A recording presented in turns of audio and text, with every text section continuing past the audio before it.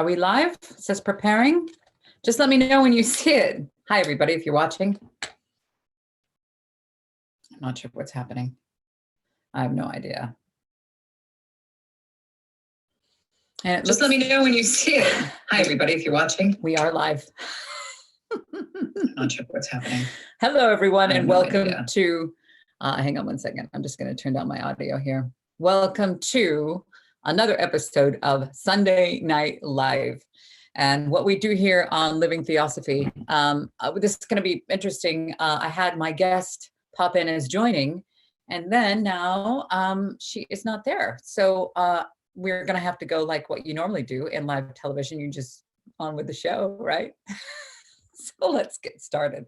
I do have her scripts, and I want to welcome all of you here. I'm not sure she's able to join me while I'm live. This is all brand new. All of us, you know, especially for Zoom. Well done, Zoom, for connecting the world during this crazy, uncertain, and interesting time. So we'll be on for an hour, and I was looking forward to having Petra here. Petra is, and if she does join, and if she does not here today, hopefully she'll be on at another time.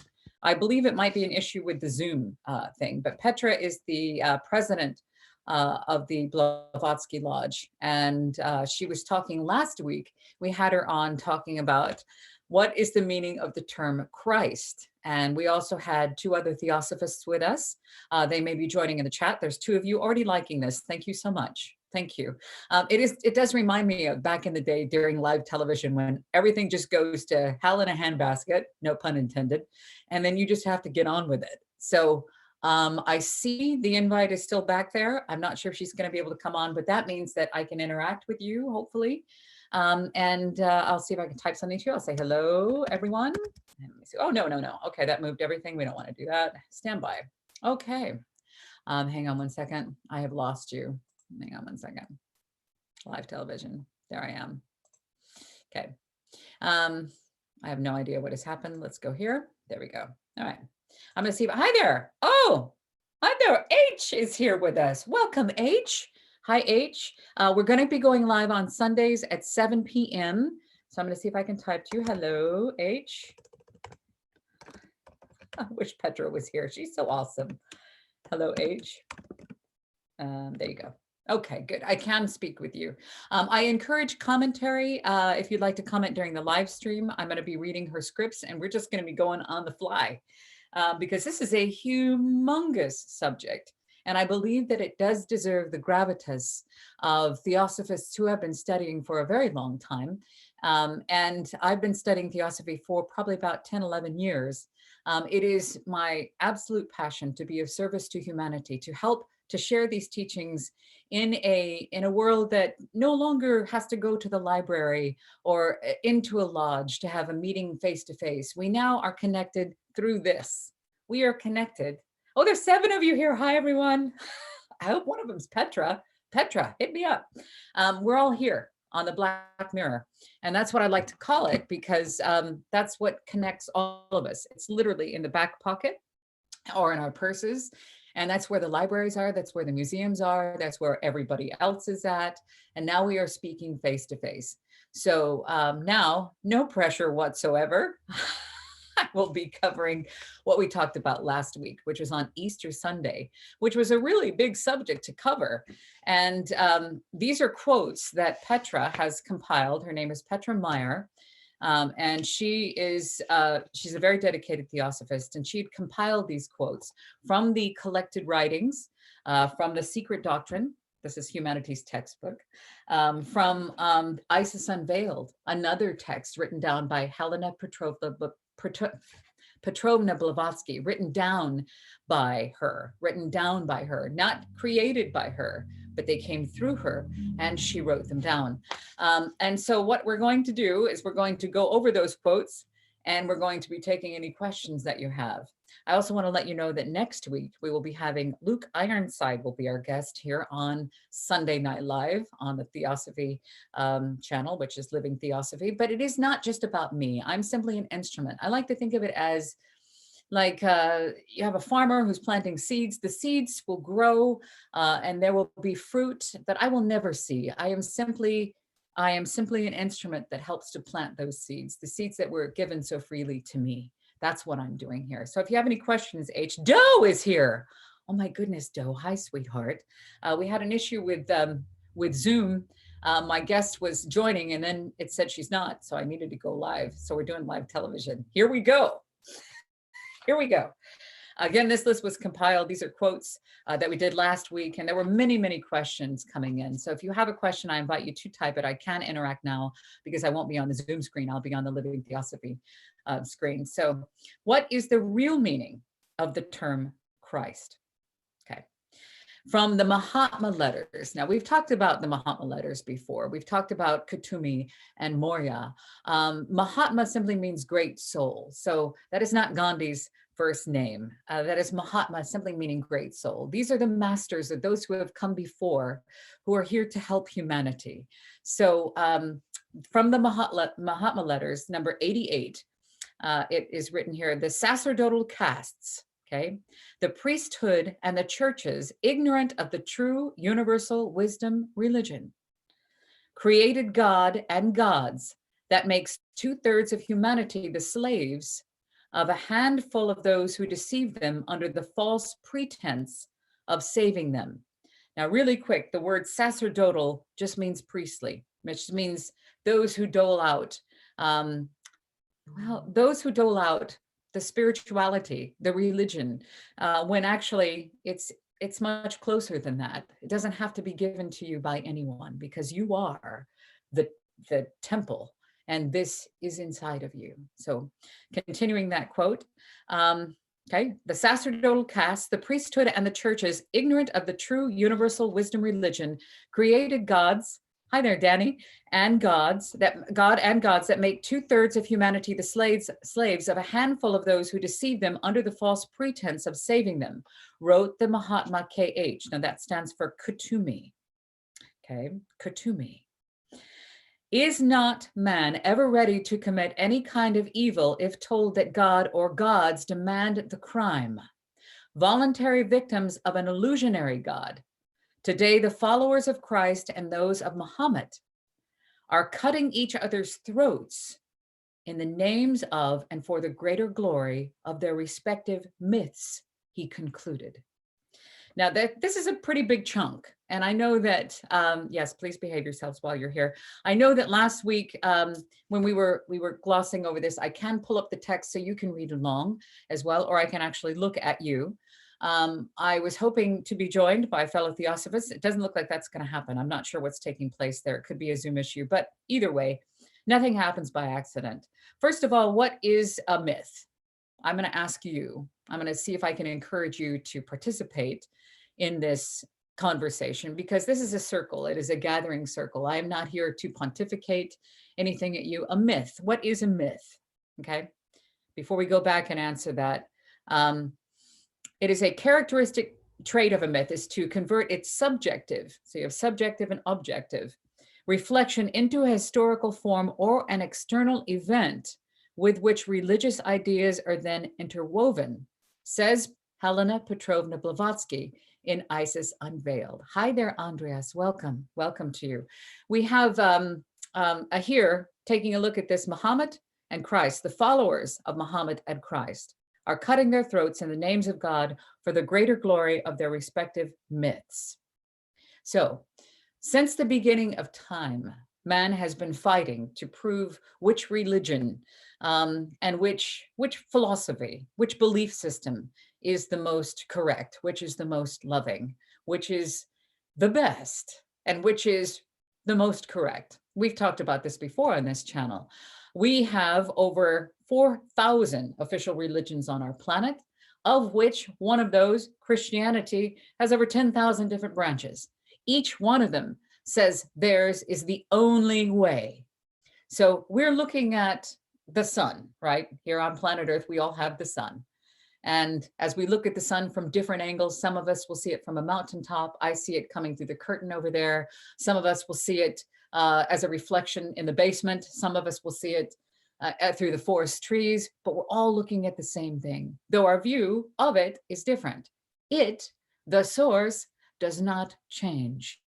So in a way, that's the way that I can interpret these. I invite you, please. I will send these out. I will include a link to these, or I'll email them to you so you can have them directly. So if you'd like to look at the quotes as we go along, we could do that. Would you like to do that? Let's do that. Let's see if that works. I'm not sure. I'm going to pop over. If I lose you, I'll come back. Hang on. There we go. Interesting this, isn't it? There we go. And they're gone. No, they're there. Yes. Is this them? Let's pull it up. Okay. Let's see. Are you looking at the quotes? Let me see here. I think you are. Not yet. I don't see them. Yeah, there they are. Okay. So let's go. So here we are. The Mahatma Letters 88, the sacerdotal castes, the priesthood, and the churches, ignorant of the true universal wisdom. Hang on. Yeah, there you are. Created God and gods that makes 2/3 of humanity the slaves of a handful of those who deceive them under the false pretense of saving them, wrote the Mahatma, great soul, Kutumi. All right, is not man ever ready to commit any kind of evil if told that his God or gods demand the crime? Voluntary victims of an illusionary God. Today, the followers of Christ and those of Muhammad are cutting each other's throats in the names of and for the greater glory of their respective myths, he concluded. So I'm going to pop over here and see if there's any questions. Hi there, Justin. Welcome to you, Justin. Oh, you want to ask a question? Thank goodness. Good. I'm glad that you're here. Hi there, Andreas says, is religion or a way necessary, or is it enough to be a good person? Well, I would have to say that compassion and kindness, okay? I'm going to say this again. Compassion and kindness are the truest of religions. So if you remove the definition of the word religion, it is compassion and kindness. That being a good person, I believe that if all of us here on this planet, there are 7.5 billion of us here, if all of us could be good people, literally compassionate, empathetic, understanding, loving, forgiving, generous, to be, just, cohabit and in unity with your brothers here on this planet, your brothers and sisters here on this planet, then I believe that that is the truest of religions. So I don't think you have to have a religion. I don't think you have to have a religion. And Theosophy is not a religion. Theosophy is simply these ancient teachings. This is ancient knowledge.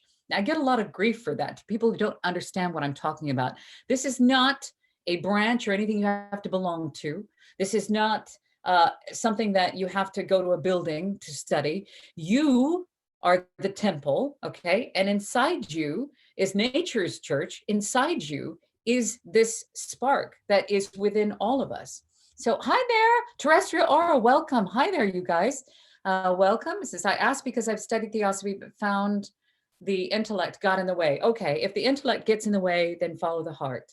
Because as you read these texts, you have the ones that we do here on this channel. We have the Key to Theosophy. We have Light on the Path. We have the Voice of the Silence.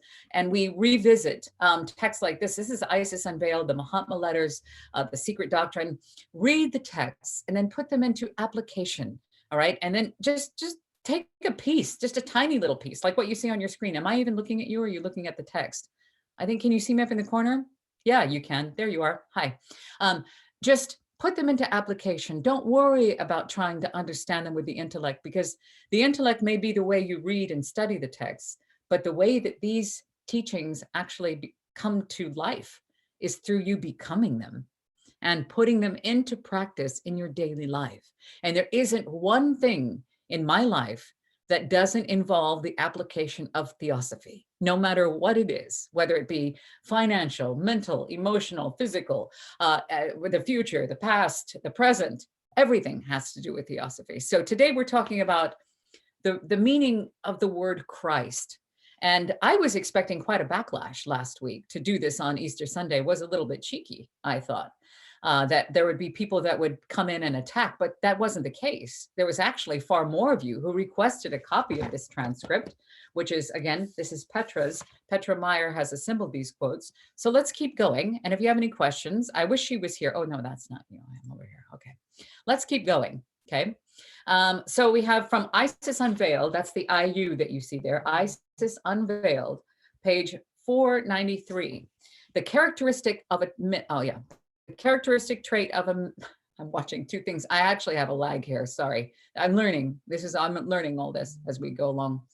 The characteristic trait of a myth is to convert its subjective reflection, objective reflection, into a historical form or an external event with which religious ideas are then interwoven, says Helena Petrovna Blavatsky in Isis Unveiled.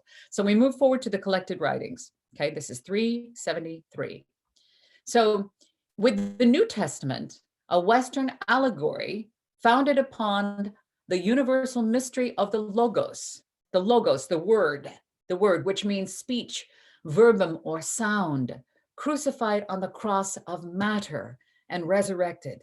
Now, this is really important to pay attention to these words, because we are the highest level of matter and the lowest level of spirit. And here on earth, in the physical form, is where we put into practice these teachings, this knowledge, to overcome the physical self and tap into the higher self, which is the Christ within us. Now, let me see if I got Petra coming in here. No, I have no idea where I've gone now. Let me go back to the Zoom meeting.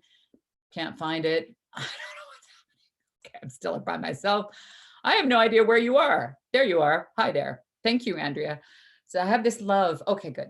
Hi, everyone. Hi, Singularity. Welcome. I think I have this love of articulating this beautiful wisdom. That's why. Well, good. If you are drawn to this at all, then great. Good. Then you're not here by accident. I came across these teachings, and they ticked every box. Everything about them just made absolute sense. So much so that I've given up everything else to bring these out into the world. I'm a former radio and television broadcaster, and I believe there's nothing more important to do than to share these teachings. So on Sunday Night Live, we will have guests, and I will have worked out the Zoom kinks, and we will be sharing all kinds of stuff. I mean, this isn't just exclusive to what we call Theosophy. Theos meaning gods, Sophia meaning wisdom. But in the Kabbalah, in the Jewish mysticism, you'll find it in the Vedas, in the Upanishads. There was a fantastic, there still is. There's still 3 more episodes left of this class that happens on Saturday with Nancy Bragan and Luke Ironside. You can see the link on the Living Theosophy Facebook page, where you can study the Upanishads. These teachings are available and out here online for you to have access to, and you can put them into use in your life. And if you study the Bhagavad Gita, we're talking about Krishna and Arjuna. We talk about that a lot. If you can substitute the word man and God with lower self and higher self, you're closer than most. So let's keep going. Let's see what happens. You're still there. It's a few. 11 of you are here. Hello. Welcome. I'm going to pop over here to see if we can go further down. Okay. This is okay, we're talking about the crucified on the cross of matter and resurrected. So there's no one here with me to go ahead and share this. If you'd like to learn more, I highly recommend. Oh, it says somebody's coming in. No way. Okay, let me see. Okay, hold that thought. I have no idea how to do this, but let's see if it says somebody might be here. Is somebody here? Hang on, you guys. I don't know what I'm doing here. Okay, we're in the quotes, and I don't know how to add somebody once we're live. I'm stuck. Okay, I'm going to stop the share, and let's see. Oh, it's still only me. Never mind. Let's go back to the text. Okay, going back. So here we go. Yes, the crucifixion. The crucifixion is the matter, the body goes, and the spirit ascends, right? Okay, so let's go to the collected writings. This is 8, page 173. This is precisely the substratum of pagan thought, which among other meanings is also symbolized by the rites of the resurrection of Osiris. Now it keeps telling me, I apologize, that there is a guest trying to join, and I don't know if she can join. If that's you, Petra, I'm so sorry. I don't see how I can let you on. If it is, drop me a message, because I can't see that here. Let's just keep going. I'm going to stay focused. Sorry, guys. Okay. This is precisely the substratum of pagan thought. Okay. So the pagans, nature, Nature is the true church. That is what we're looking at. That is God, actually. Everything is of God. And the pagans knew this, but the greed, ignorance, selfishness, superstition, and fear came through, and we had the religions that divided. So let's go further. Which among other meanings is also symbolized by the rites and the resurrection of Osiris, Adonis, Bacchus, and other slaughtered sun gods, and the resurrection of all nature in spring. The germination of seeds that had been dead and sleeping during winter, and so were allegorically said to be kept in the underworld of Hades. They were typified by the 3 days passed in hell before his resurrection by Hercules, by Christ, and others. So before I pop over to investigate Zoom once again, I wanted to see, I see you thanking, say thank you very much. It's nice, thank you. To explore this text here, we have the year, you have winter, you have spring, summer, fall, death, birth, life, and the ending of life. And it always goes around. Everything is cyclic. It's all cyclic, yeah? So as we're talking about, you have the birth, the death, the resurrection, all of this coming through. And Blavatsky was one that said, well, in the teachings of Theosophy, to pay attention to your myths and legends, because you're going to find a lot of answers there, a lot of answers there. So what we were doing before we were recording things and actually writing them down where it can be double checked and all that, men were telling stories. And they were telling parables and allegories, and they were describing things that couldn't really be written out, but they'll give you pictures. And that's how things are transferred to you as knowledge, like parables, in other words. So pay attention to the myths and legends, because there's much truth to be found in there if one is willing to look. So I'm going to go visit this one with you, which is the Collected Writings 8, page 173, the substratum of pagan thought. There you go. Thank you, Andreas, coming in with a can't wait to get out of Hades. Yes, I understand that. And we've talked about this before. Andreas is coming in with a question and a statement here, which is very accurate. Life on the physical plane, this man-inhabited planet, is greater than any hell that can be conceived by man or written about by the poets or Dante.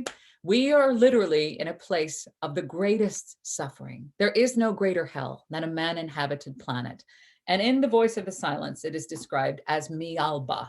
Where we are at right now is a place called Myalba, M-Y-A-L-B-A. Yes, it is a very difficult place to be. And if you would like to learn more, we do live book studies of The Voice of the Silence. We'll do that here on this channel, so we actually dive in a little bit deeper. But remember, I'm just a speaker. I'm literally speaker, like a speaker on the end of your phone. This is me. There, that's me. I am, oh, I see. Is she trying to join? It says participants.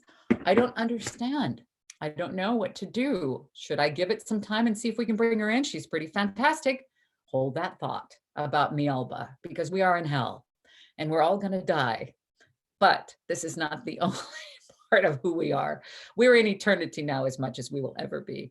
Thank you. Hi there, Asha. Asha is here too. Welcome. Asha, I am having an issue with Zoom, trying to bring in my guests, and I can't see her here. Let's go to stop share. Hang on one second. We're learning as we go.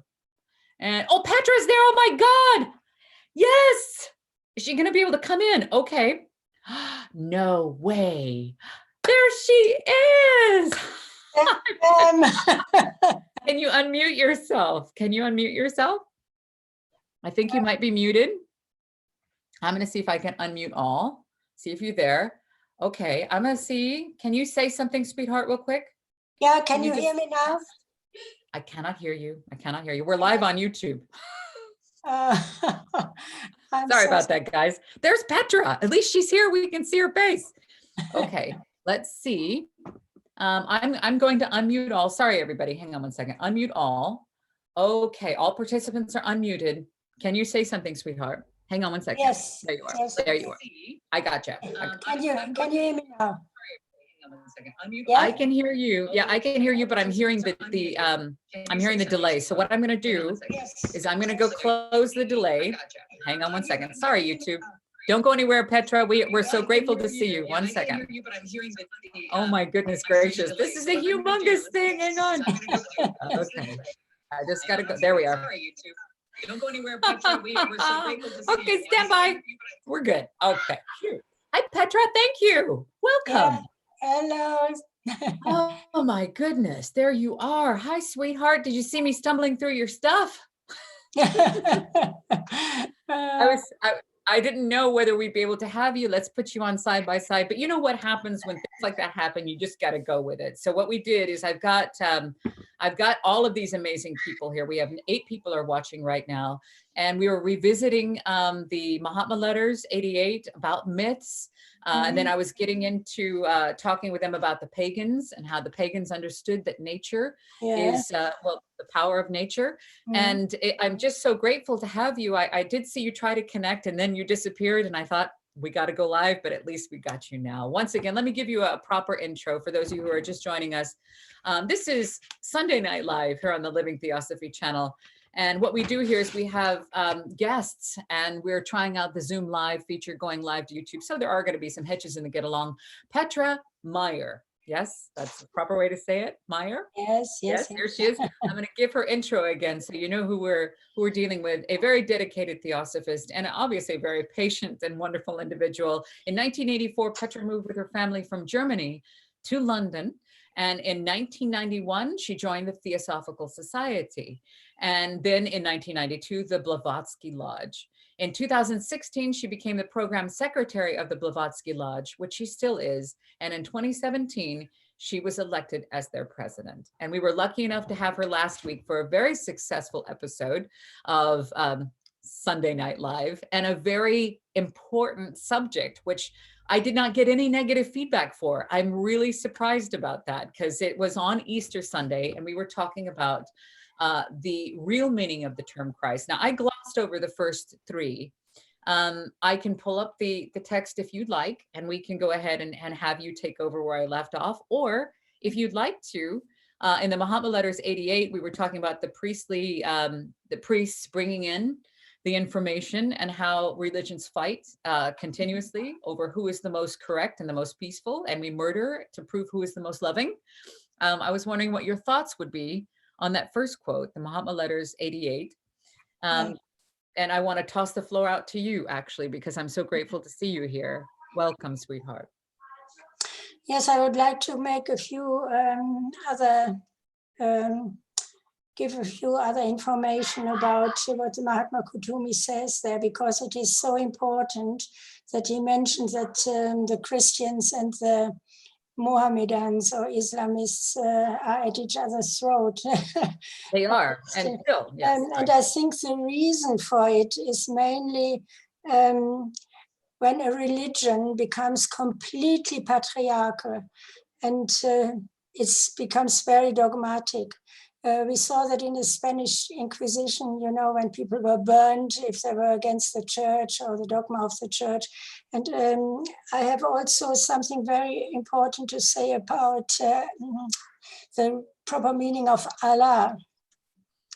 Because some decades ago, my cousin gave me a German version of an encyclopedia by an American historian called Barbara Walker, which she used for her PhD. And this lady has written many books.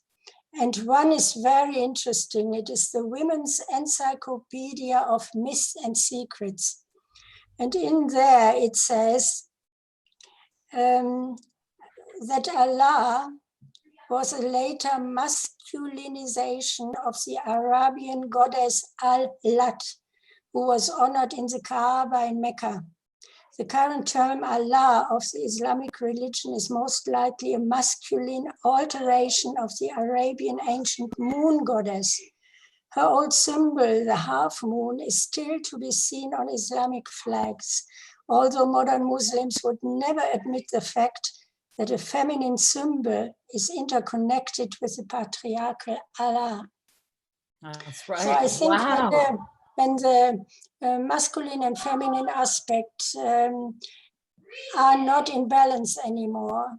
When one side dominates, especially the patriarchal, it gets always a bit dogmatic and can be violent. And I think that is very interesting to know. I had no idea the stuff that you bring to the table. Thank you so, so much. And that would explain the balance. We have male and female. The gender is fluid, and how you coming in with control, it was ignorance and superstition and fear and dominance and greed. These teachings have morphed into something far from what they originally came in as. And that's what you were talking about. So I wanted to, I was saying that you wrote these quotes down in a way, it's almost like a story. So we covered I wanted to ask you about talking about the nature and how in Theosophy we talk about the hidden laws of nature and nature, what nature truly is. And we destroy nature to build these buildings, to worship these gods that is so far away from the actual truth.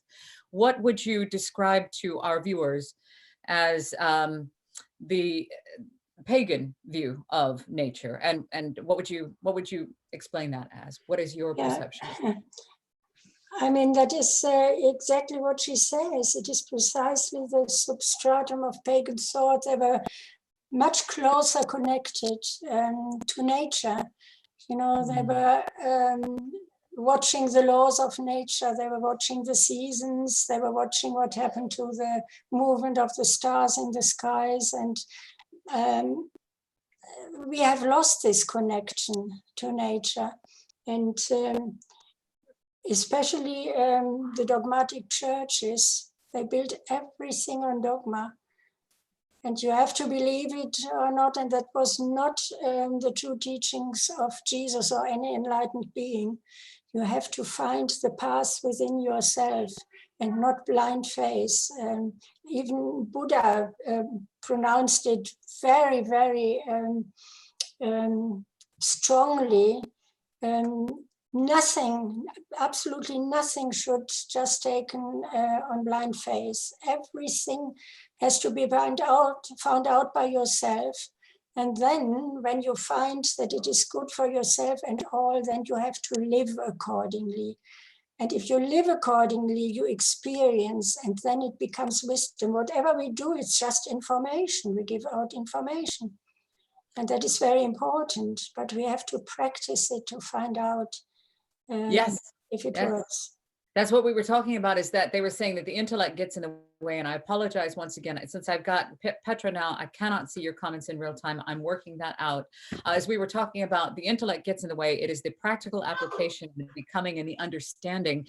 This is based in, the Theosophical teachings is based in experience and science, rather than just, oh, they told me so I need to do this because that's the way it's always been. This is personal experience in the application and the practice of these teachings. So anybody, if you are here, you have access to these teachings. It isn't about us. It is about you. These teachings are about you. And so thank goodness that Petra is here. We wanted to revisit these quotes. If we could maybe read one at a time, we can start at the Collected Writings 3, page 173, about the substratum of pagan thought. And then I'll pull that up on the screen. And then maybe you and I can stop and have a little talk, and I'll see if I can grab their questions if they are coming in real time. But if they do come in through commentary afterwards, I always try to respond to each and every one of you, because you are why this channel is happening. You are the reason why we're here. And in this world of digital technology, no more are we meeting in these libraries and lodges. This is where we're meeting, and that's what we're doing here. This is a circle of Theosophy. So let me pop over here and see if we can get the that quote up so you can see it. And tell me, Petra, on your screen there, do you see the substratum of pagan thought? Yes. Yep, yeah. I'll let you take it from here, and then we'll stop at the end of each quote. And do you want me to read it, or? I think so. I think that'd be good. Just go ahead, if you can reread it, and then we'll go ahead and pick up there. Thank you. Okay, so this is precisely the substratum of pagan thought. Oh, I am in the text. Can you make the text a bit smaller? Oh, is it too big? Oh, no. I don't know how to do that. Oh, here we go. Let's see. I was kind of, there, is that a little bit better? Yeah, that's fine. Yeah, that's fine. Okay. Yeah. Okay.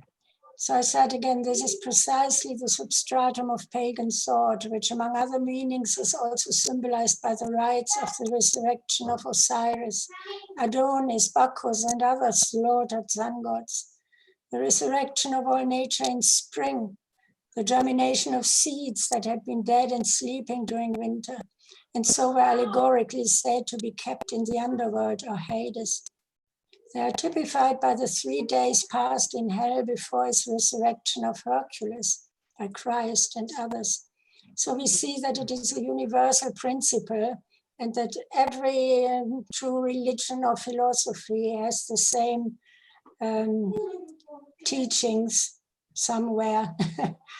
And it is not a typically Christian recognition of the term Christ, but it is the essence of every philosophy. And every philosophy and religion has its roots in the East anyway, and it spread to the world. Can you repeat that last? Do you mind if you, can you repeat that last sentence, that every philosophy and religion has its roots in the East, correct? Yeah, that is where all the inspiration or all the religions and philosophy in their essence come from, according to Theosophy. Yeah, and they spread.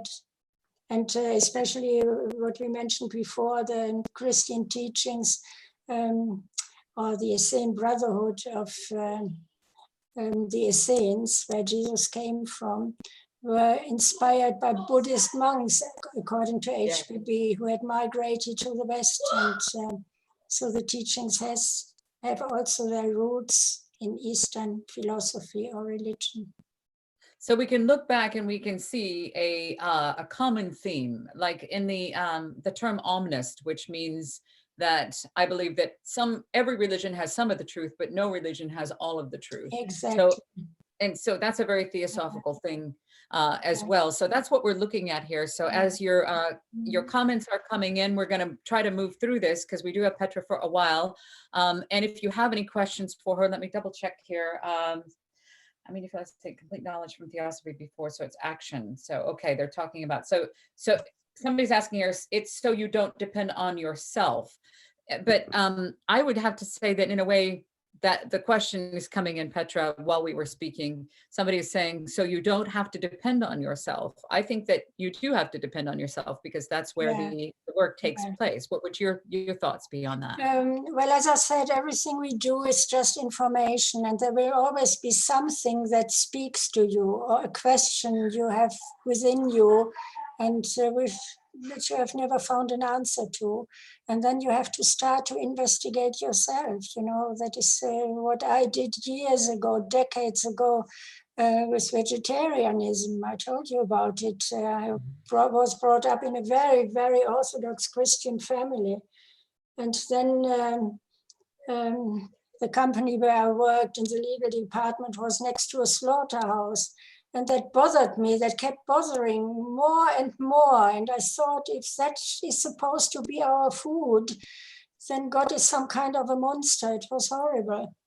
And then I did my investigations. And if you put questions into the universe, that is, you project your energy to the archetypes or to answers which you think you might find in the universe within yourself, then there will be an answer one day, or you will find amazing information which you never thought is possible. And it will build up, but you have to do it yourself. We always have to keep in mind that whatever we do, whatever quotations, whatever it is we give out, that is only information which we have to build on. And so the work takes place within ourselves. I think we are programmed that the spirituality can come from someone else. It can be doled out by the priests. It can be bought by giving enough money. It can be done somehow. Somebody else can save you, but no one else can save you except yourself. Yes. So and through your own investigation, when you went into understanding the true well, compassion and being able to eat and build your body on living flesh, or flesh that was living, and the suffering that went through to then be your food. You understood that in a way that you could no longer eat that. It wasn't a dietary choice for your diet. You just could no longer build your body on that. Is that correct? Yeah, that's right. Yeah, exactly. Because if you find out that something is the truth, then you have to live accordingly. As I mentioned Buddha before, he said, find out everything yourself. But when it is right for you and it is best for everybody, then you have to live accordingly. There is no way around. Otherwise, it will always be information. It's just wasted. Yeah, you need to apply it. And remember that the ancient, well, what does it come from? The Oracle at Delphi, which is man, know thyself. You have to know who you truly are. And who we truly are. There are answers in these textbooks. This is humanity's textbook to me. I believe that in here, the science, the philosophy, the spirituality, the religion, the even quantum physics that are in these textbooks that came through Helena Petrovna Blavatsky. She wrote them down. We have access to them. There's no reason that we can't apply them. So as we move forward, we can move to the next one. We'll be moving through the Collected Writings 3, page 373. Let's see if I can pull that up. And I'm so happy that you're so patient with me. And thank you, everyone. I'm sorry I can't see your comments. I'm going to try to, but I think we're here, sweetheart. Can you see my little? Fine. Yeah. So the first historical traces of this wisdom alone in Egypt go back at least 6,000 years before the Christian era. The allegory is, in fact, that of a new cycle of initiation or a new version of the universal mysteries, physical and astronomical. These fundamental mysteries can be found in the sacred text of every nation from the beginning of conscious human life. That's what we have mentioned already before, that the prophecy of a child being born as an announcement for the return of a golden age. Yeah, okay. Can you repeat that last sentence again? So the prophecy of, can you repeat that again? Because that means that the coming of Christ, because everybody's saying Christ is coming again. They're expecting a cloud-shaped superhero to come in the, I don't know, sky. That's not what is happening. What's happening is the awakening within everyone. And so can you repeat that last sentence again, dear, please? Yeah, that was already the next quote. Oh, okay. Sorry, I took that off the page. I apologize. I was excited to get back with you. Okay, the prophecy of a child being born. Can you take it from there, dear? Yeah, the prophecy of a child being born as an announcement for the return of the golden age can be found in all ages and among all people. The Messiah is being born from a virgin mother, describing a universal principle which is as allegorical as it is metaphysical in its hidden meaning. It has nothing to do with any particular man or any immaculate woman. So this prophecy of the child being born, that is our higher self, that is within all of us, which has to be. Listen to what she's saying, that it is within all of us. Yeah, this is your higher self. It has to be developed. Yes. And so that means that it isn't something outside of you. It is not outside. This is so important. If you listen to nothing else, please listen to what is being said here. What you are looking for, what you are searching for cannot be given to you by anyone else. It is already existing within you. Yes. And you have the tools here for you to access this, and through the application and becoming these teachings of compassion and understanding and love, you will find this second coming of Christ. What this is the awakening. So here, as you mentioned, that the as far as going back to Egypt, going 6,000 years before the Christian era and the prophecy of the child being born, can you explain a little bit, Petra, of allegory, meaning this is the story. This is a story that's been told many times, not just in the Christian religion, but this allegory is also, is it not with Horus and others, of it coming through a virgin? So what does the Virgin Mother represent in this allegory? I'm just asking you as a fellow Theosopher. Yeah, for me, it is nature, it is space. And what you said was very important, what we read here, that are the tools the tools which we can apply, and then our awakening to these truths will gradually develop. And a myth is always an allegory or something, a veil of some higher truth. You know, we always have allegories in esoteric teachings, and they represent something. And we have to find out for ourselves, you know, what these mystical truths really represent. And all these stories, as we said before, can be found in every philosophy and religion. Every philosophy, religion, every yes, sacred. when we understand then, or come closely to understanding, we can discover that this is the essence of every philosophy and religion. It's actually quite comforting to be able to, when I hear that same spark of this is it. This is what I was looking for all my life. This is it. I've found it. And I don't have all the answers. I want you to know, not only Petra, but all of you watching, that the more that I study, the more I realize how very little I know. The more I realize how much I have to learn. The more I realize, and the more life does align. And it doesn't mean things get perfect, but there's a different way of being able to cope and understand and realize the opportunity that life presents here in the physical world.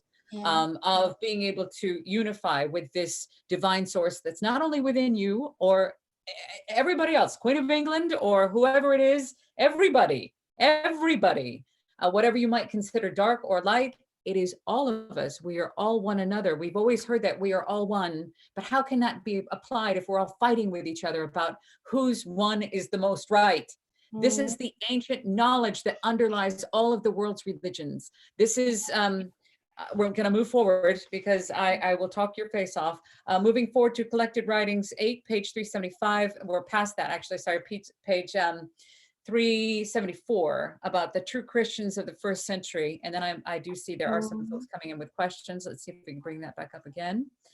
We are there. So the true Christians of the first century who knew about the cosmic mysteries died with the last Gnostics, wrote HPB.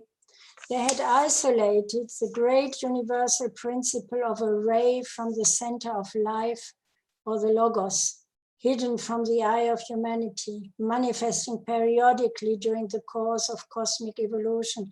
And that is also represented in the proem of the Secret Doctrine, you know, when HPB is talking about the discs which are in front of her spiritual eye, you know. First, a white disc in a black background, and then a disc with a point in the middle.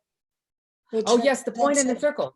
Yeah, the point in the circle. Yeah, she calls it disc, and that is, you know, which with HPB, she always knows what she is writing about. You know, the first disc is nominal aspect of. Or the spiritual aspect or the hidden aspect. She spells it with a little d, with a small d. And when it comes to the manifestation of the logos within that field, she writes, which is the source of cosmos, she writes the disc with a capital D. There is a difference, and people in the beginning thought that were printing mistakes in the Secret Doctrine, but it isn't. It is a special meaning. She does the same with cosmos, when it is the nominal cosmos, the essence of all of it, which we cannot reach. Then she spells cosmos with a K. But if it is our system here, our solar system and our universe, and she spells it with a C. I see. I understand. Wow. Yeah. That is all very important. And then, well, we haven't come to that yet, because the point in the disc or the circle is the unmanifested logos.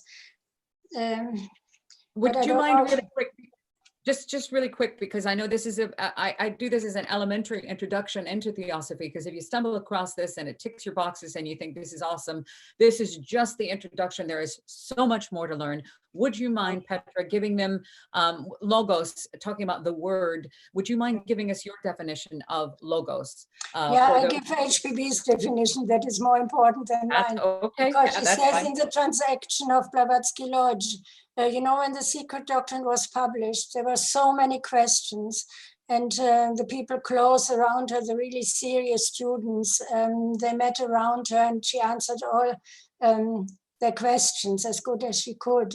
And she says there seems to be a great confusion and misunderstanding concerning the first and the second logos.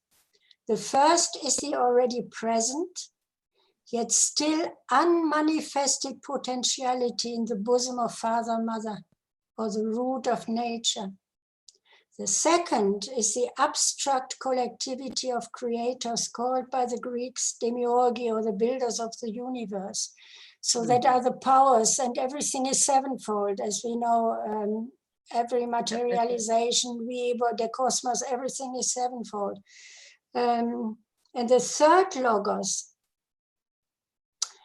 is the ultimate differentiation of the second and the individualization of cosmic forces, of which Fohat is the chief. That might be, we have to explain that. But why is it all sevenfold? That's also a good question, you know, and you know, everything is written or recorded in glyphs and symbols. You know, when you have, for example, with words, there are so many different languages, and but a symbol or a glyph or a geometrical figure can be understood by everybody. It doesn't matter where you live. If you live in England or in India or in South Africa, if you see a triangle, it is a triangle. But the meaning of this triangle, you know, that is a kind of initiation into the subjective aspects and what it represents. And the triangle is very important in theosophical literature. I don't know if you have time to. Well, we do. I just wanted to make sure that as the folks that are coming in that are hearing the term Fohat for the first time, logos, cosmos, all of this is the beginning of man, the beginning of the universe. We are you've heard that it is an illusion, that we are the universe in miniature. You've heard all of those things. The stars teach as well as shine. All of these things can be explained when you are able to study, apply, and practice the teachings of Theosophy. But I know that we are glossing over some really big things here, but it isn't up to us to teach them to you. I'm going to point this, what I was explaining this to Elizabeth. I was saying, I'm simply a signpost, like, hey, look here. Look at this stuff. This is what I've found, and I know that it's helped me, and I believe it can help you as well. I believe it actually can help unite the world. I think it was said that this is what used to be and will be the future of humanity, is that we will stop the, like in the quote that HBB talks about, it is the white light, and that the religions are the colors, the prisms. I don't have that quote directly in front of me, but this is the white light of truth, and each color coming from that white light are the different religions. We must realize that white light it's here, it's inside you. So yes, there is so much we can talk about, Petra, and I'd love to have you on 24 hours a day. I actually would. I really enjoy you. But I would like to go ahead and let's go over those quotes again. And so we're going to be moving again. Fohat, which is the how would I describe Fohat? Fohat is the creation of this particular wave of manifestation. I don't have a glossary in front of me. Would you like to give well, Fohat is the essence of every energy in the universe, the essence of electricity. And she says Fohat is a generic term and is used in many senses. It is the light. The light is very important because the light is sevenfold, as you said. If it goes through a prism, then it is sevenfold. It is symbolized the 7 days of the week, the 7 colors of the rainbow, the 7 tones of the diatonic scales, the 7 days of the week. And how does the 7 come about? When we come from the subjective triangle, it is always symbolized just by 3 dots without any line or any connecting lines. The lines are only added when it is projected into physical reality or physical manifestation. And it is, the 3 dots are also on the voice of the silence. And sometimes the Mahatmas put the 3 dots behind their name after the end of a letter. And Really? that is, and that is, you see, when you have a triangle and it reflects itself, you see the tip reflects itself into the material world, you will get a square. You know, when you have a square and you connect the square with a line of the corners of diagonal, the corners of a square, then you have see that it is 2 triangles projected into the world. And when it is projected into the world in our, in the manifested world, it is 3-dimensional. So the square, says HPB, of course, becomes a cube. Yes. Okay. And when you are, a cube has 6 sides, and when you unfold the cube, you see it in front of you, it looks like a cross. You have 3, can you imagine a cube? You unfold it, then you have 4 squares coming down and 3 squares, 1 in the middle is double to the side, and it looks like a cross. And the upper square was sometimes symbolized as a head of a person, crucified on matter, on the cross of matter.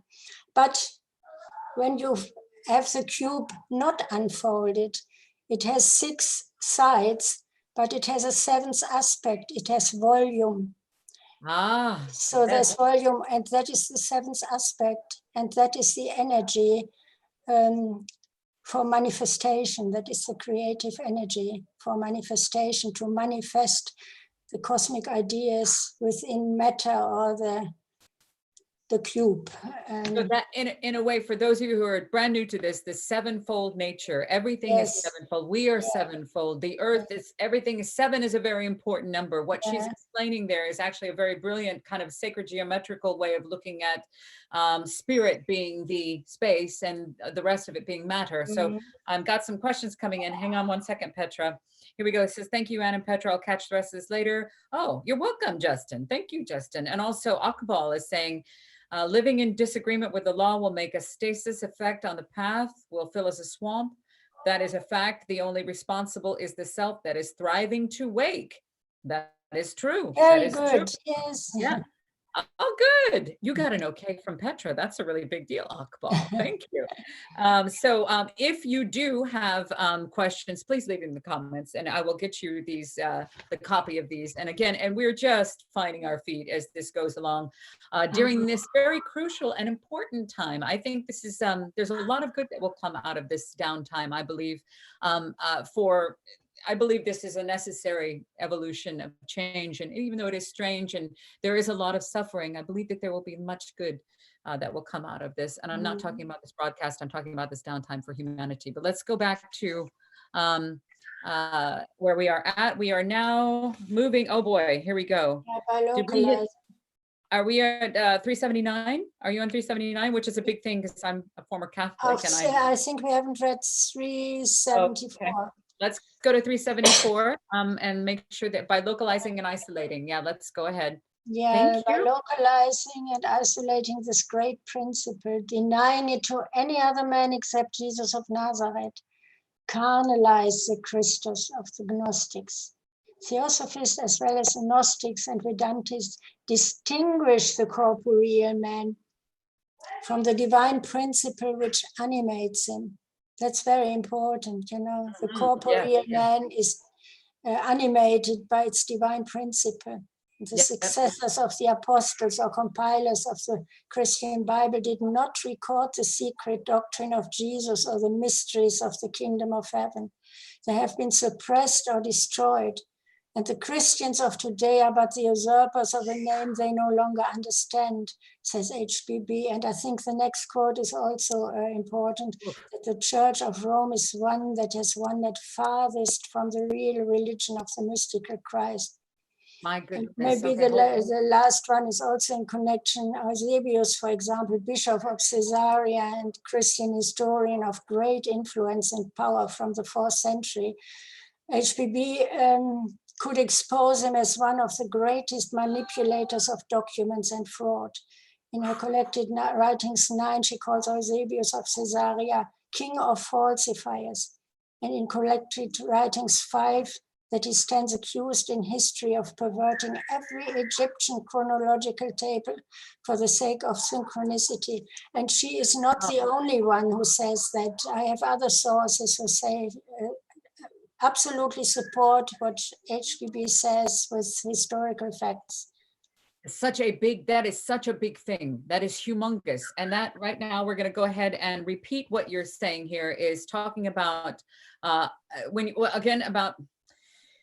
right, there's so much here. There really is so much here. But saying that they have been suppressed or destroyed and the Christians of today are but the usurpers of a name they no longer understand. So they say they are Christians. And often, I believe it was Gandhi that was quoted as saying, I have a problem with the Christians. They're not very Christ-like. There's not really much Christ in the Christians, which I was expecting to get quite a backlash from. Apparently, I did not. I really didn't get anything from you other than this is a great topic and you wanted to know more. So I appreciate the fact that there are folks out there that are willing to listen and learn, because there's more to the story. And this is not to slam anybody. This is simply to expand the information.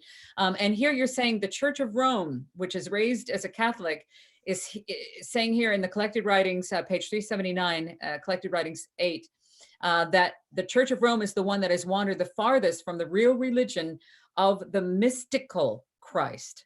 So because to me, it is like a mafia of control. And I know that would have gotten us, well, it probably will get in trouble, but somebody's got to say something. Somebody has to stand up and speak up to say something, to say, look, what you're looking at is close. There's lots of truth there, but it has been convoluted by man. So when you're reading this in the collected writings, page 379, number 8, what are your thoughts on what she is saying there, Petra, saying that the Church of Rome is the one that has wandered the farthest? Why is that? What would your thoughts be? Well, I mentioned it before. It is because the church has become completely patriarchal. You know, the feminine principle is completely cut out. And Jesus had also feminine or female disciples. It is not true that he had only male disciples. And what they forget in their dogmatic stories in the Bible is that when Jesus was resurrected from the dead, to whom did he appear first? To a woman, Mary Magdalene. And she was the one who had to tell his apostles, because they were still confused and didn't know what to do. So the first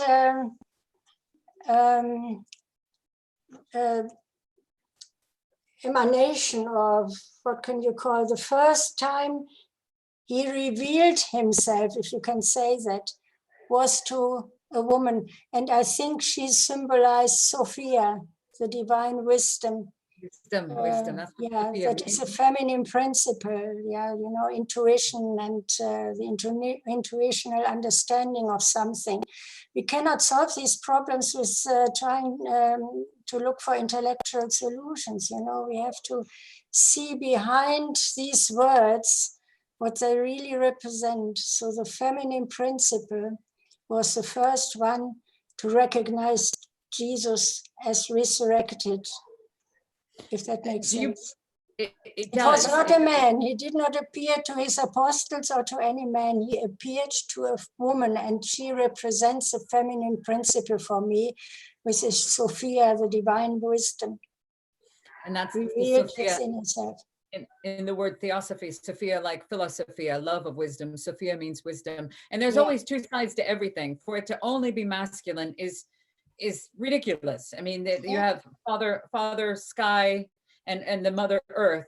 There's always two sides. So do you believe that this is this just misogyny? Is this just wanting to suppress femininity? And do you feel that this new surge of the Magdalene principle, it almost seems to be going the other way, flipping back on the male-dominated world? Well, what are your thoughts on that? I think we should not personify all these mysteries, whatever.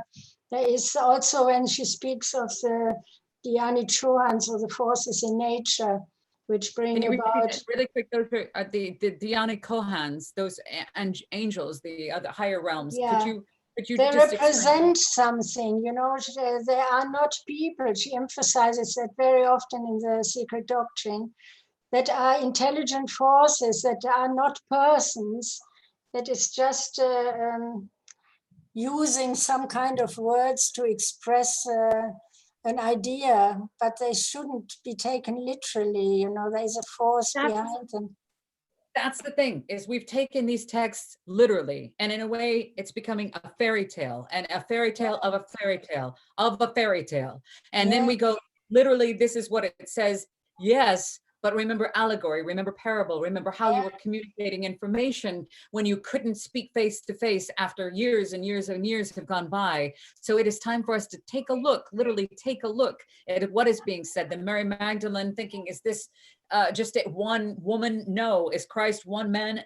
No. This is a principle, the Christos that you're talking about. So there is so much to talk about. I was going to ask, yes, the Church of Rome saying the one that has wandered the farthest. And then also here you're saying this, that you said there is validation here. And this is Eusebius, Bishop of Caesarea, a Christian historian of great influence and power from the 4th century AD.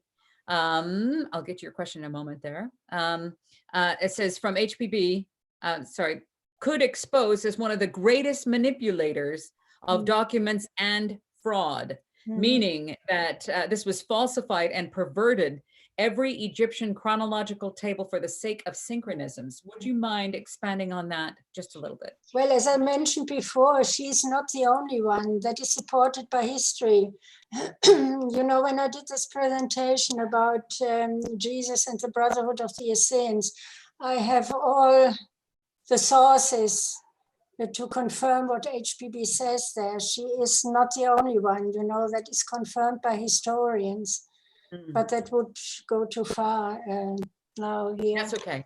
But it's not just HPB. She says that is, and Eusebius is not the only one. They all fiddled around with it. The church came into being a couple of decades or even centuries after Jesus was gone. Well, it's been fiddled around. It's being fiddled around with right now. Right now, it's being fiddled. We were talking earlier before you got here, talking about that there are 4,000 minimum religions on the planet, and out of that, there are the Christianity branch. There's 10,000 different types of that, and they're all being fiddled with, if you will. I like that word, fiddled. They are being fiddled with. Why, though? Why? Is it control, greed? What is it? Yes, that's it. Control. That is what dogmatism is all about. Yeah. So if the churches knew that what they're trying to present and sell can be found within anyone, anywhere, at any time, do you think that that's why they're holding on to it? Do you think that that's why they want because for them the priesthood are the mediators, you cannot reach these higher levels of consciousness by yourself. You always need the church and the priest to do the mediation, and that is not what the Christ consciousness is all about. It is the opposite. Right, let's say that again. I'm going to look right at the camera and say, you do not need the priests. You do not need the church. You do not need a religion. You do not need anyone else except yourself to find this principle within you. This second coming is the awakening of all of us, understanding this has been within all along, nature, within ourselves. Think of man and God. Man, your material, your physical self. God, the higher self that is within you. Does not mean you are God. Does not mean you are the absolute yourself. You're part of it. But you can access that within you. And through these teachings, I know that this is going to ruffle some feathers because we're really being a little bit more clear Good. Let it ruffle some feathers. Let it get you thinking. Let it get you talking. Let it get you looking. Yes. Good. Okay, so let's go ahead and go to, because we're already over our time, but I know you joined late, so I'd like to keep you out. I don't know how much time you've got here. Akbal is there. Thank you, Akbal. Thank you. Kirk is giving you an amen. Thank you, Kirk. Because this would have absolutely gotten us burnt at the stake, without a doubt, back in the day. And I am very proud of those who actually spoke up and wanted to try to bring this forward. The teachings of the Cathars, all of these people that were branded as heretics, speaking up against this corrupt regime of control and greed and selfishness. It is time that we come together. Religion divides. This can unite. This is ancient. This is timeless. This is not just the 19th century. This is ancient and going back all the way to Egypt, Africa, and then the beginning of time. Really quick, how old would you say Theosophy is, Petra? That is as old as mankind, as old as humankind. It is. Does it belong to... The source of it comes from the adepts, from the masters of wisdom, from previous manvantaras, and we build upon it with every new period of activity. It is as old as human. Really quick, for those of you who don't know what that word means. Well, that is the active period, yeah. Pralaya is the period of rest, Manvantara is the active period. Nothing can go forever, which is manifested. It needs a time of rest in between to recharge the batteries. That is with us too. I always see us as, when we are in deep, dreamless sleep, and suddenly we wake up in the morning. What makes us wake up? Because the batteries are recharged and the motion gets quicker, and we just wake up. And that is the same with the universe. Everything is periodical. Nothing is without periodicity. It comes back in cycles, but it needs a rest in between, and there's no way around it. What she is saying is the Manvantara and the Pralaya are waking and sleeping of existence. Yeah. So this is a wave of existence. This is not just, we're not just 6,000 years old. We're not just 2,000 years old. We have come and gone. There are waves of existence, waves of humanity. And we actually had a question. I think I sent it to you. Somebody's asking if we would do, hang on one second. Let me make sure I got her here. She was asking after last week's live broadcast, Robin has written, would you please consider doing some of these videos on the root races? And on what? On the root races, on the round root races, which is interesting because to even get a question like that shows, well, it's interesting. It doesn't, when you hear the word race, I don't want you to think ethnicity. No. That's not what it means at all. No. That is not what it means at all. It just means a wave of life, a wave of humanity, a wave of, I don't want to say humanity, just a wave of life. How would you describe race, Petra? But that is the path of evolution. The root races were very subjective, not material beings. They were in astral forms or in subjective material.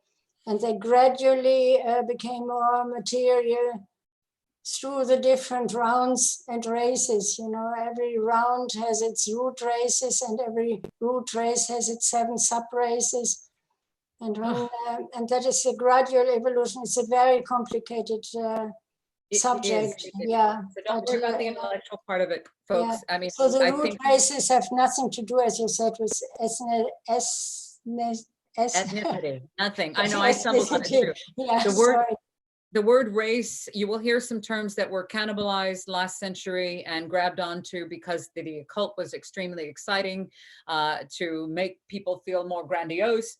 Race does not mean ethnicity. I cannot stress that enough. In the teachings of Theosophy, quit tripping on that. It's not about what color your skin, your hair, your eyes, or your fingernails are. It has nothing to do with that. This is a wave of existence on this particular planet, of which there is an ever-expanding universe and a multitude of universes. So there's lots to cover. So I've got a couple questions here. Let me see. I've got a few of you. Hi there, you guys. Thank you for both.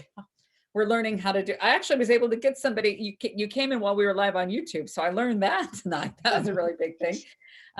So we're getting some, I say, just asking because I want to be clear on this, I want to apply. So Andreas is saying, I agree on the heart doctrine, but also I see the researching side seems that way. So if intellect isn't important, then what would be the use of names in history and the analytics meanings in text? So they're wondering, we had said earlier to go ahead and listen with the heart. So they want to know what is, if the intellect isn't important, then why are there all these details? But I think I'll let you answer that question. Is that a very clear question? Because it was written in three. But the intellect is important. It means understanding, because she says in one of her quotes, HBB, evolution is commenced by the intellectual energy of the logos, not merely on account of potentiality locked up in Mula Prakriti or the essence of matter or space. Or the light of the logos is the link. So when logos means sound or word. So sound is not a word yet. If you put sound into a word, you do something very specific. If you say tree or road or whatever, it has all different sounds. And if there are in the universe sounds spread randomly, then the intellectual energy of the logos can put sound into manifestation. You know, everything is sound, and music says, even science says that, you know, every atom, everything that moves gives off sounds. And some sounds agree with each other, as we know from music, some don't. And the intellectual energy can make the right decision to put the sounds into a word which represents something. Mm-hmm. Does that make sense? That it's beautifully said, that this is all a symphony, this is a harmony. Yes. And that the song of the spheres, that literally everything is movement, that it cannot exist without movement, and there is a sound to everything, and that is the universal communicator, the sound. We can all understand that sound. We all make it into our individual words. But to answer that question, I'd have to say that the intellect must be here for the physical man to go ahead and process these teachings, wisdom, knowledge, to put it into practice and daily application. So you have to be able to understand what it is. And when you revisit it after you've practiced it for a while, it will become completely different. That's the weird thing about these teachings, is they reveal like the layers of an onion, or I don't know, like a stratum underneath the ground. It's like you've got all this, and then I'm like, I had no idea. If we revisit this a year from now, it will be different. More will be revealed, a different understanding. As you grow on the path, the teachings also evolve. I don't know how to explain that. I just know that that's my personal experience. But I believe the intellect is necessary for you to be able to process the information so you can put it into application. That's my answer for that. Petra? Yeah. Yes, I think so too. Because if you come across these teachings and quotations, first it is the intellect to make sense of it, or to understand what is written, understand the words. But the meaning behind the words, what they represent. I mean, for example, if you take the word tree, everybody knows it is a trunk and branches. But you have so many different trees. You have a birch tree, you have an oak tree, you have an apple tree, you have all kinds of trees. So there is not just one sample of a tree. It has so many different aspects. And we have to find out what all these aspects are. Right. And so we have to be able to communicate with each other. That's why we have those words. And it is what the importance that we put on each word. So it's all of us, if we're willing to learn and willing to investigate and willing to access these teachings, which are free and available to all, and put them into however you interpret the words through your intellect and your understanding, and wherever you are in your part of evolution. That's what we're trying to do here, is get these out there so you can access them too. So what I will do is, I know we're coming up on, I can't believe it, we've almost got an hour. Can you believe that, Petra? See? And you had to fight to get through, and I could see this little light going on. I'm like, I have no idea. So I may cut out bumbling through that first part. I may leave it up. I'm not sure. I think it's all organic anyway. The main thing No, is leave it all as it is. You know, it's always good to see it from all experiences, from all aspects. You know, that is. everything I mean, is that is what happening. all the meetings are about. Also, when we meet at Blavatsky Lodge, for example, and we do our studies, it is so interesting how everybody emphasizes the different aspects of something which you haven't even thought of, or which supports your own ideas or understanding. It is very important, I think. It is such a pleasure to have you. You are such a gift. And I love how you're brave enough to come out and share this on this, where I'm like, I have no idea what we're doing, but we need to do it. So here we go. So on these Sunday night shows, I'd love to have you back to be able to dive into this more if you're willing. To do that. Would you be willing to join me at another time? I've got Luke Ironside up next Sunday, but I've got maybe we can finish what we're doing, and I'd love to go into the Jesus of Nazareth quotes, which we didn't even touch on. We didn't even finish. So yeah, we can do that. Yeah, that's fine. That'd be great. Okay, let's do it in a couple weeks from now. So for those of you who are watching, if you'd like to learn more, you can, I will put a link down below to the Blavatsky Lodge. Should I send them to you there? Or I just have the links to the text, to the Secret Doctrine, the Key to Theosophy. My main thing is just to introduce you to these teachings. I want to introduce you to them because they changed my life and I believe in them. And they are not a belief system. They are a knowledge system. This is based on experience, and it is not based on something somebody told me. It is only through the application that I know them to be true because I have experienced it myself. So what would you recommend? Some people have requested that I just email them the text, which I can do if you'd like to. Just and send me a inquiry with that. And I cannot thank you enough. I'm so sorry. Were you trying to get through the entire time? Because I saw you come in at 7 and then you disappeared. So I was like, oh no. And I was sitting there and thought, oh my goodness, I know. What's wrong? And then I thought, I'll give her a few minutes. And I thought, I can't not go. So I just went. And then I thought, okay, if it's meant to be, it happens the way it's supposed to. But I'm really glad that you were tireless in your efforts to come on with us and that you got on to share. And I believe that we can there's many things we could talk about. Let's see if there's any questions here. Akbal, say good, take care, have a blessed day. Thank you, Asha, for being here. Thank you, all of you who have written and joined. Akbal, Justin, Andreas, all of you, Kirk. Again, and let's see, we had Doe and Danny were here as well. So if you have a comment, please leave it in the comments down below. I will do some post-production on this video later on this evening. It takes a while for some reason for it to upload if it's a live Zoom. So please be patient with us. And then if you'd like to pick up the studies, there are book studies here on this channel. You can also go through the diploma course in the Lodge, through the London Theosophical Society, TSE. They have higher and regular diplomas in Theosophy. There's all kinds of places to get started. But this is Petra Meyer, and she's the president of the Blavatsky Lodge and an honored guest here on the Living Theosophy Sunday Night Live. So I can't thank you enough, sweetheart. I am so grateful for you. Oh, come on. We are all the same, you know, we are all. I know, but I love you. And it's wonderful to have human contact is pretty fantastic to be able to feel like I got a chance to hang out with my friends. So I will see you. I'll drop you a line and we can set up another time. We'll finish where we left off. Okay. And we'll be going into with Petra. We will not only finish up more on what is meant by the term Christ, but we'll be going into why is Jesus called Jesus of Nazareth? Yeah, and I think that's very important. Yeah.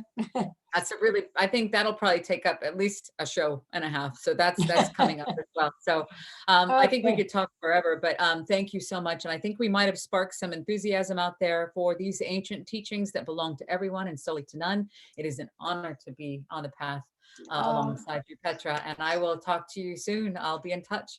All right. So I don't know how to close this. Last time it didn't close for like an hour, but I'm going to end the meeting. I'm going to say thank you and that I love you. Yeah. And then I will end the meeting and we will see you again next time. And next week, make sure you're here for Luke Ironside, who is a very dedicated student of Theosophy. He will be my guest. And I'm very excited to have him on, and I will have some promos up for that. So we're just getting started here. We're only just beginning. Thank you, Petra. Have a wonderful You're welcome. Thank you.